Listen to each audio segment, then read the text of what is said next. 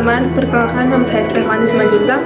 Saya dari kelas 12 IPS 1. Nah, di sini saya akan menjelaskan tentang globalisasi. Globalisasi berasal dari kata globe, yaitu dunia. Globalisasi ini bersifat dinamis, bergerak, berputar, dan berubah. Maka globalisasi dapat disimpulkan sebagai proses yang mendunia atau hilangnya batas-batas antar negara.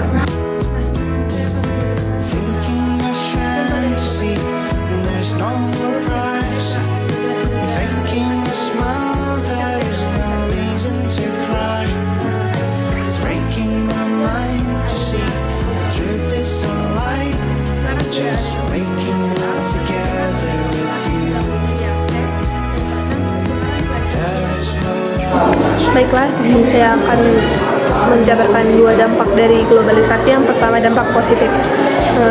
Dampak positif dari globalisasi yang pertama, pengusaha pasar yang luas. Yang kedua, masyarakat semakin maju dan sejahtera. Yang ketiga, semangat kerja yang meningkat. Yang keempat, ruang sosial yang semakin terbuka. Yang kelima, penyebaran interaksi yang lebih cepat. Dan yang terakhir yaitu meningkatnya perekonomian negara. Dampak negatif dari globalisasi yang pertama, lunturnya kebudayaan asli. Yang kedua, hilangnya nilai dan norma sosial. Yang ketiga, gaya hidup yang semakin memburuk. Yang keempat, kerusakan lingkungan. Yang kelima, ketimpangan ekonomi. Yang keenam, kesenjangan sosial. Yang ketujuh, eksploitasi sumber daya alam dan sumber daya manusia. Yang kedelapan yaitu masuknya budaya asing yang negatif. Yang kesembilan itu adanya sikap hedonisme dan konsumtif.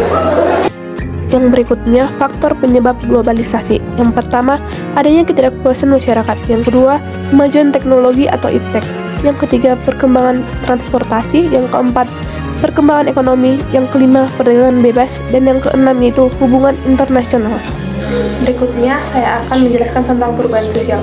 Perubahan sosial merupakan bentuk peralihan yang merubah tata kehidupan masyarakat yang berlangsung terus-menerus karena sifat sosial yang dinamis. Berikutnya, saya akan menjelaskan tentang proses terjadinya perubahan sosial. Yang pertama, difusi. Difusi merupakan proses penyebaran sebagai unsur pembentuk sosial dan kebudayaan, yakni berupa ide, keyakinan, dan hal lainnya. Penyebaran ini bisa dilakukan dari individu ke individu atau kelompok yang lebih besar dari itu. Proses difusi kemudian dibagi menjadi dua, yakni difusi intramasyarakat dan difusi antar masyarakat. Yang kedua yaitu akulturasi. Akulturasi merupakan proses perubahan sosial yang terjadi karena masuknya suatu kebudayaan asing ke dalam sekelompok masyarakat, sehingga unsur budaya asing itu diterima dan disesuaikan dengan kebudayaan asli masyarakat tertentu. Budaya asing tersebut masuk dan bisa diterima dalam masyarakat tergantung bagaimana cara masuk budaya tersebut dan jangka waktu penyesuaian tertentu. Yang ketiga yaitu asimilasi. Asimilasi merupakan proses perubahan sosial yang timbul jika ada dua individu atau kelompok dengan latar budaya yang berbeda kemudian berinteraksi dengan intensi dalam jangka waktu yang lama. Proses perubahan sosial ini kemudian akan menghilangkan budaya tersebut atau mengurangi perbedaan antar golongan masyarakat. Asimilasi muncul agar mencapai suatu tujuan yang sama antar golongan demi kepentingan bersama. Yang keempat yaitu akomodasi. Akomodasi adalah proses perubahan sosial yang menunjukkan keseimbangan dalam hubungan sosial antar golongan yang berkaitan dengan norma dan atau nilai yang berlaku di masyarakat. Selanjutnya, saya akan membahas tentang bentuk-bentuk perubahan sosial. Yang pertama itu evolusi dan revolusi.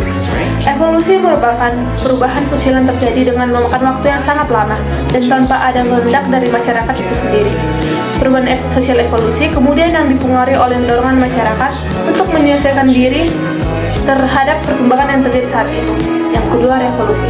Revolusi merupakan perubahan sosial yang terjadi dalam jangka waktu yang cepat dan tidak direncanakan sebelumnya. Jadi revolusi adalah perubahan sosial kebalikan dari evolusi. Yang kedua, direncanakan dan tidak direncanakan. Perubahan yang direncanakan. Perubahan sosial ini dikatakan direncanakan karena telah terjadi perubahan sosial sesuai dengan yang diperkirakan atau yang direncanakan oleh pihak yang membuat perubahan. Pihak yang membuat perubahan itu kemudian kita kenal dengan sebutan agent of change. Yang kedua itu perubahan yang tidak direncanakan. Perubahan sosial dikatakan tidak direncanakan karena terjadi di luar perkiraan atau tanpa perencanaan terlebih dahulu. Biasanya perubahan sosial yang tidak direncanakan akan ditantang oleh masyarakat yang bersangkutan untuk diperdebatkan kehadirannya. Yang ketiga yaitu perubahan kecil dan besar. Yang pertama perubahan kecil, yaitu perubahan sosial yang kecil biasanya terjadi pada unsur kebudayaan yang tidak memiliki pengaruh yang berarti, contohnya fashion dan lifestyle. Yang kedua perubahan besar. Perubahan sosial yang besar biasanya memunculkan perdebatan di kalangan masyarakat karena kehadirannya. Selain itu, perubahan sosial yang besar memerlukan keterlibatan masyarakat banyak sehingga menimbulkan reaksi dan pertentangan dari banyak kalangan. Itu artinya perubahan sosial tersebut penting dan besar.